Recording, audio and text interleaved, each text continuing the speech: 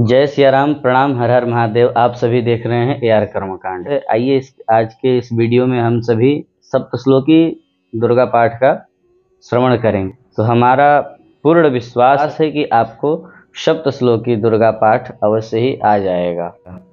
अथ सप्तश्लोकी दुर्गा। शिव उवाच। देवी त्वं भक्तसुलभे सर्वकार्यविधायिनी कलौ हि कार्यसिद्ध्यर्थमुपायं ब्रूहि यत्नतः। देव्युवाच। शृणुदेव प्रवक्ष्यामि कलौ सर्वेष्टसाधनं मया तवैव स्नेहे नाप्यं वा स्तुतिः प्रकाश्यते। ॐ अस्य श्री दुर्गा सप्तश्लोकी स्तोत्रमन्त्रस्य नारायण ऋषिः अनुष्टुप् छन्दः श्री महाकाली महालक्ष्मी महासरस्वत्यो देवताः श्री दुर्गा प्रीत्यर्थं सप्तश्लोकी दुर्गा पाठे विनियोगः।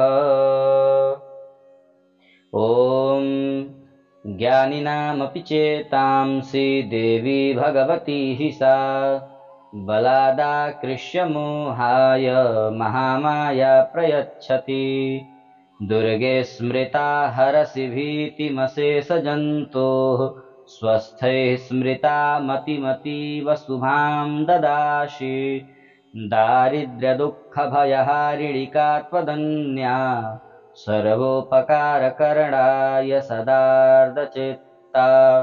सर्वमङ्गलमङ्गल्ये शिवे सर्वार्थसाधिके शरण्ये त्र्यम्बके गौरि नारायणि नमोऽस्तुते।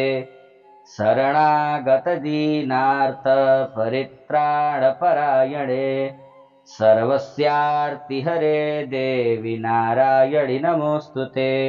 सर्वस्वरूपे सर्वेशे सर्वशक्तिसमन्विते भयेभ्यस्त्राहि नो देवि दुर्गे देवि नमोऽस्तुते।